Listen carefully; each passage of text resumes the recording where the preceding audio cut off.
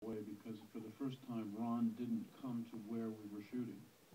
In other words, when we were doing Eastern Promises in London, Ron came to London, was in an apartment, and was working there. But for the last movie, because of the internet, I was in Cologne shooting, and Ron stayed in Toronto, and everything was done over the internet. The downloading of the rushes was done over the internet and so on, and so we talked even less. But one of the things about the way that we work has to do with my beginnings in my first movie, Shivers, which I was very involved with the first cut with the editor of that movie. And I thought we had done just a great job, and then we screened it, and it was horrible. Like nothing worked. And I thought, this is it. I mean, I actually really can't do this. This is not something I should be doing, directing movies. And Ivan Reitman, who was one of the producers of that movie, said, no, you need to do this, and you need to do that. And he had a very objective perspective on the movie. And I thought, next time I do a movie, I want to be where he is. I want that perspective. So as a result, I never get involved in the cutting of the movie while the movie's happening. And what I want is for Ron to edit the movie just as he sees fit, and then a week after, well now, because of digital editing is very quick, a week after I finish shooting, he has a cut of the whole movie. And I just want to forget what I shot and just watch the movie as much like just an objective viewer as I can, and just see what works and what I feel doesn't work. So as a result, we talk even less than you might think, because we don't, unless Ron thinks there's something missing, something in a scene that's missing, or it's not clear why I structured a scene in a certain way, we don't talk while he's doing that. You were in Germany for what, 3 or 4 months? 4 months, yeah. I talked to you before you went. Yeah. I didn't see you again until you finished shooting. Yeah. And haven't talked to you in 4 months, and maybe I've an email. Yeah. Which shows something. Yeah. But then I came into the editing room, and literally this time, I mean, it took 3 weeks on History of Violence and also Eastern Promises for me to do my so-called director's cut, which is a strange thing, because as far as I'm concerned, every cut is the director's cut. I don't know why there should be any other kind of cut. But it's really a marketing tool to say this version is the director's cut, because the producers screwed it up on the release, and now the director gets his chance. That's what they do. But really, it should be the director's cut. And actually, every movie I've ever made is my cut, for better or worse. I take the fall for it, whether you have it in your contract that you have final cut or not, you have to make sure, if you're the director, that it's what you wanted it to be. But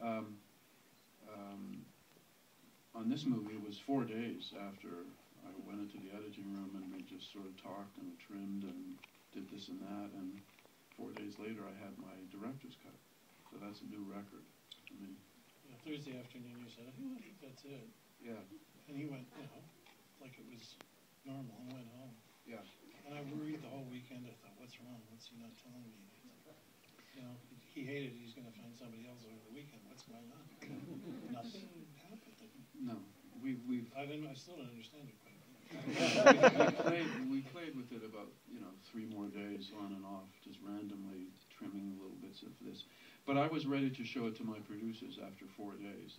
That's basically, to me, is what the director's cut means, is let's start showing it to the people who are involved in the movie and see what their feedback is. Either I've gotten more senile or I've gotten better at directing, because it was very concise and kind of austere. I've gotten very simple in the way that I direct things, and that ends up coming into the editing room. There aren't that many choices. There aren't that many takes. There aren't that many ways to structure a scene or a movie. I mean, we literally flip 2 scenes around. Instead of 1 and 2, it's now you see scene 2 first and then scene 1. That's the only structural change that was made, and that also has to do with the accuracy of the screenwriting. This is this story is Freud and Jung, psychoanalysis, birth of psychoanalysis, and the sort of friendship and then the rupture between Carl Jung and Sigmund Freud. And so it's chronological and it's historically accurate, so there's not really a lot of structural changing that you could do. Existence, which we spent a lot of time editing that one because just because of its structure,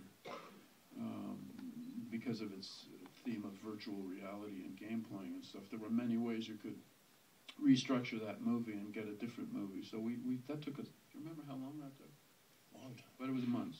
Yeah, and month. that's maybe more normal, or it was for me in the past. I don't know.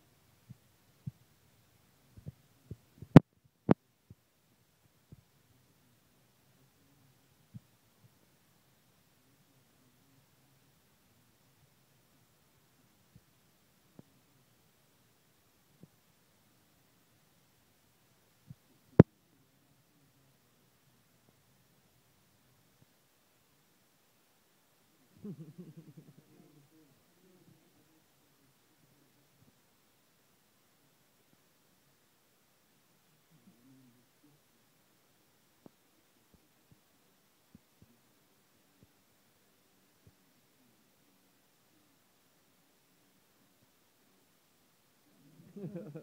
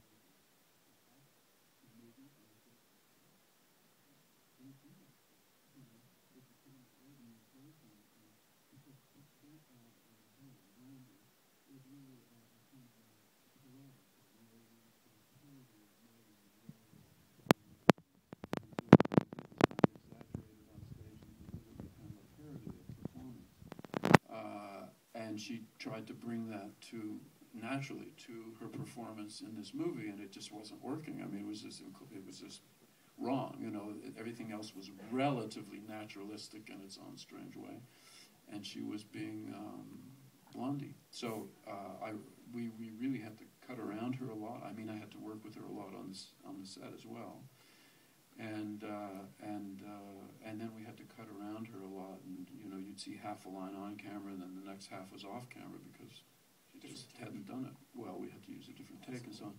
So when you're in that kind of situation where actors are not good at cinema acting or just not good, there's a lot more editing that has to be done. If you have wonderful actors, it just smooths everything, it simplifies everything, and you have infinite choice then with your actors. You can choose any part of the take, and it's good. The thing I think most editors dread seeing in rushes is a oneer. A oneer. What would that be? What would that be? That's the whole thing. No coverage, one shot, two people usually would be. But you know, you look at it, and the rushes keep playing, and there's nothing else from that scene. Yeah. This is the classic first-time director's delusion, is that this long tracking shot that he set up is so brilliant that he doesn't need any coverage. And it's just so great, and it's perfect, and it's quick, and then you're in the editing room and you realize that the performance was in the faces in close-up, and you don't have that, and that's a big mistake. So you even though my shooting has gotten simpler and more austere, I always leave myself little escape hatches in case things haven't worked out, little things that you can cut to, angles that you can cut to, and so on. What about that half the scene in a oneer, the last scene in the movie? Which scene was that? The movie that we're working on now, the last scene. The very last? Yeah, first half of the scene was a oneer. Yes. One of the characters says back to the camera. That's true. That's confidence. That was my point, yes, that's confidence. Because it does work. I could have found something else to cut to, though. There was a seagull. There were swans in the background, actually. But yes, at a certain point, you jump off the bridge. You know, you say, no, this is it. This is the way I want it, and I don't need to waste any time doing it any other way. But I do believe, because his back was to us, we could have done something. But yes, there are moments when you get brave. But I think when you're starting out, you need to, you really need to make sure that you have some escape hatches for yourself. Cover it. Which is called coverage. Now, one of the results of you guys having worked for so long together is that you've really seen the evolution of filmmaking technology in your time working together. How has the dawn of the digital era, the creation of computer-generated effects, how has that altered the way you guys work together and make your movies? Well, we have sound now. I don't have to write those title cards anymore. And there's color. And there's color. Just recently. Yeah. It's changed things a lot for me. Yeah. We don't move huge quantities of physical film and track around to find, just the right things. I mean, I don't know how we did it. It was tremendously cumbersome.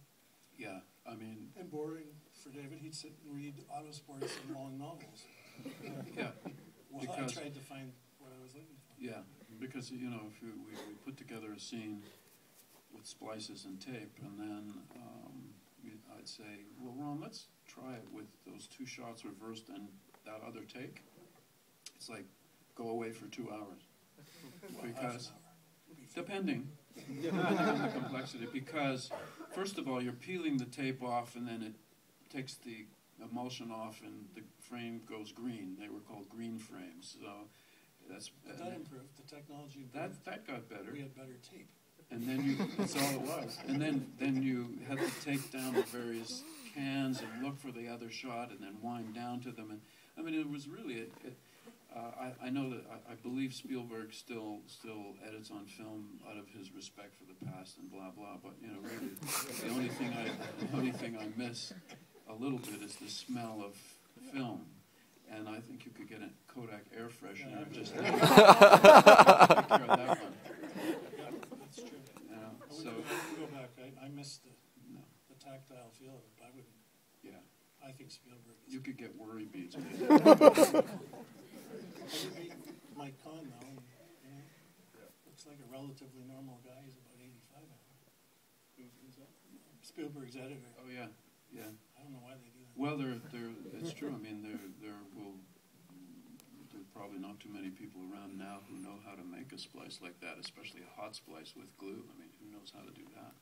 He does. Yeah. So do I, actually. But, you know. My assistants don't know, though. No, absolutely not. So it's, I think there was never any going back. I mean, the first thing that went completely digital on the film set was sound, and has been digital for ages, and that's so much better because in the old days you'd have, you know, magnetic film with 4 sprockets per frame, and you're trying to find out, you know, you want to take this little glitch out of some dialogue, and you really can only go as far as the sprockets. Then you'd wipe a little bit of the mag off with acetone in a glove. Yeah, so that it wouldn't click and stuff. I mean, it was incredibly primitive, and this is not that long Almost ago. within your lifetime. Almost. Yeah. Most of you weren't born when this movie was made. In fact, probably none of you. That's pretty shocking, isn't it? It is to me. Well, we do have some, Ron? No, I was just... We do have some questions here posed from the audience, so I'm going to ask Jan Bennis from York University, if we can find her. Raise your hand so we can get a microphone to you. Jan, if we can get a mic to Jan. Yeah, I was just wondering in regards to Videodrome, if there's anything in the ideas of Videodrome. Can you put the mic closer? Yeah. Is there anything about Videodrome that speaks to like a specifically Canadian perspective in regards to this kind of dread about the future of humanity and its relation to technology and media? Dread? Yeah. No. No, I mean, you have to understand that you're creating a drama, you know, and as George Bernard Shaw said, conflict is the essence of drama. You are... it's play. You know, there's a whole element in filmmaking that people can tend to lose sight of in this technological struggling and the financial struggling and the egos and everything else. But basically, when you're on the set, it's play. You know, you're like children.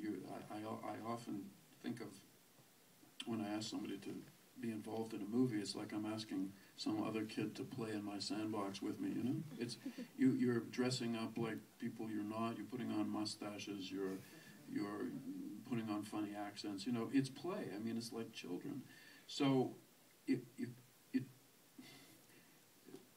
I wouldn't take some of that stuff so seriously as it feels within the film. When we're talking outside the film, you know what I mean? I've never been really afraid of technology.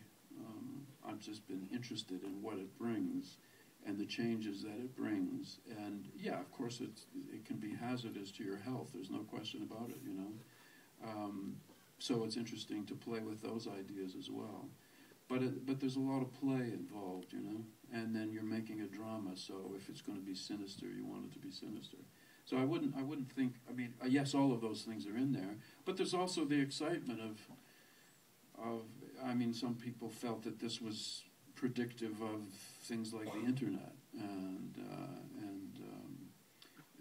iChat and instant messenger and stuff like that. And I suppose ultimately it was, you know, that's in a way what it's talking about. But I myself have never been fearful of technology. I've always been a kind of a techno nerd slut thing, you know. I have my iPhone. I'm ready to shoot my next movie on my iPhone. So I have a couple of short films that I posted on YouTube so that they're accessible to people, you know. So, I don't know if I've really answered your question, have I? No. In your own way. Ultimately. Next question from Jordan Randall of Centennial. Jordan, can you raise your hand so we can find you with Mike? No, Jordan? Huh? Hi. All right, so this question's for Ron. I just want to know, is there any sort of different editing techniques that you use when changing different genres of films? For instance, like if you're doing a horror or a thriller, do you find that you need to do faster cuts to quicken the pace? Or is that something also that David Cronenberg will direct you on, depending on the style of the movie? Well, the style of the movie should dictate if there's anything in the movie at all, if there's anything in the performance or the way the movie shot at all, it should be telling you what to do. So I try to serve the performances or the scene if it's action. And really, I only can do it one way, I gotta say. So changing styles would be very difficult. I like to think I can adapt my style, whatever it is, to other genres, but in fact, the movie we're doing now, which is a complete dialogue movie, is actually my favorite. So if I never had to cut an action movie again, I'd be very, very happy, actually. But no, I don't think I consciously change it. You just serve the material, and it will go that way. If it demands to be fast, then it will be, or slow, the same. Yeah, I think there's, of course, as film students, you naturally are thinking often in terms of, I guess, theory, film theory and filmmaking theory and so on, but there's a point where you have to really let that stuff go. You can't really impose that on a movie. You know, the movie becomes, if it works, it's organic, it has a life of its own, and it tells you what to do. You know, it tells you what it needs, you give it what it needs. I feel that way on the set as well. So rather than coming to a film with a whole bunch of theoretical structures in your head, to me, I just let that go. You know, you just go with the dialogue, the actors, the feel of it, and it's the same in the editing room. Because you can look at a bunch of different movies that are of the same genre, and you'll see that they don't really adhere to the same rules. I mean, The Bourne Identity and The Marathon Man, or you know, actually, the Bourne movies are all quite different. Not, you know, the first one to the second one to the third one. Different directors, therefore different editing styles, different shooting styles. They're not only the same genre. They got the same characters, but they're cut very differently, and they have very different tones. You know. The third was the Bourne Ultimatum. Yeah. Everybody talks about the 30 or 50 or 60 shots in the first 30 seconds, but he shoots that way.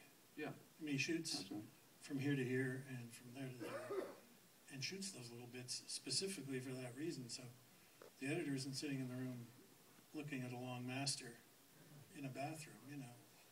He's taking the little bits. It was always meant to be cut that way, which makes it much easier, obviously, to cut it that way. Yeah.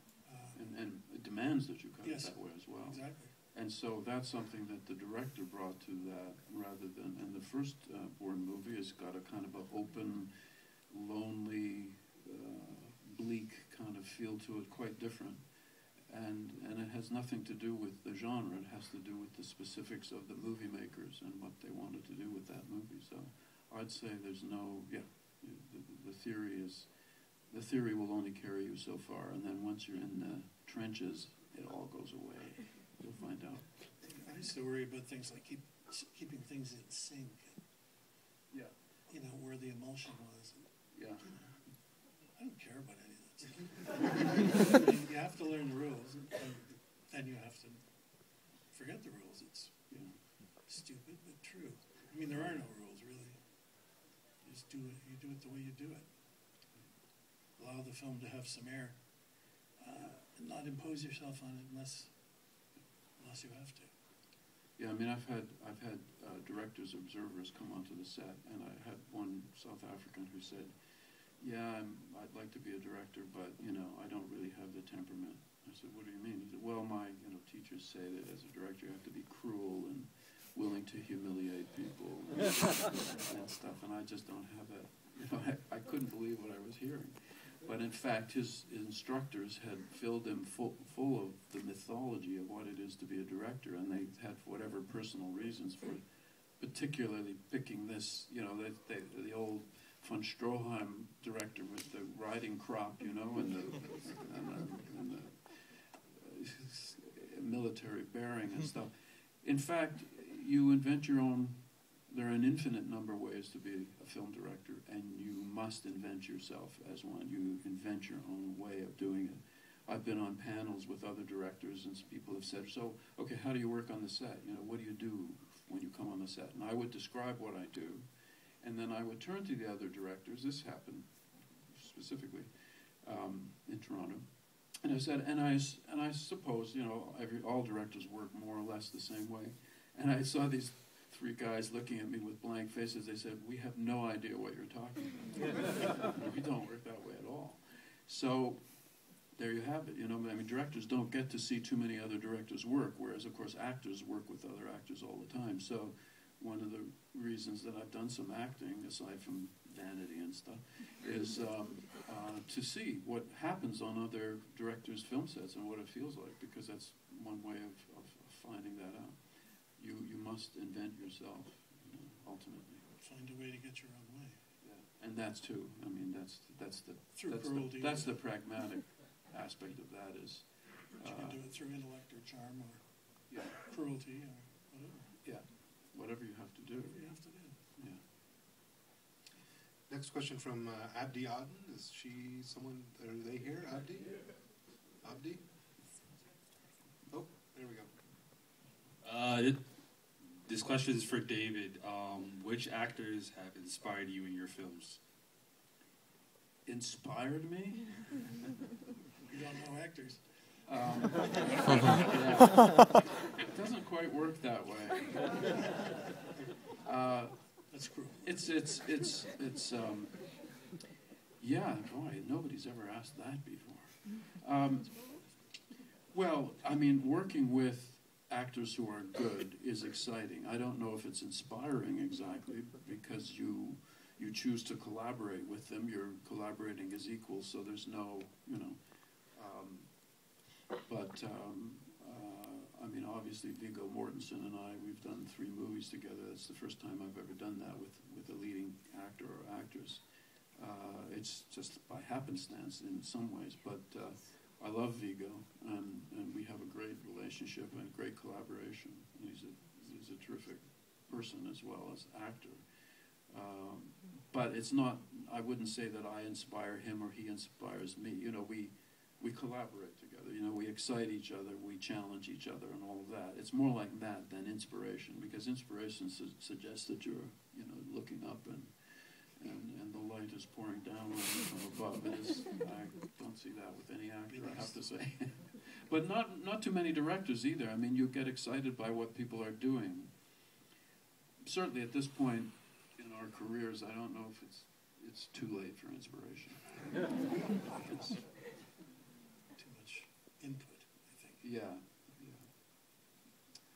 Question from Matt White. Matt? Oh, they're all up there in the same row. It's a conspiracy. Hi. Do you think, you've already kind of touched on this, but do you think people now in the internet age have been desensitized the way that the characters in Videodrome are? No.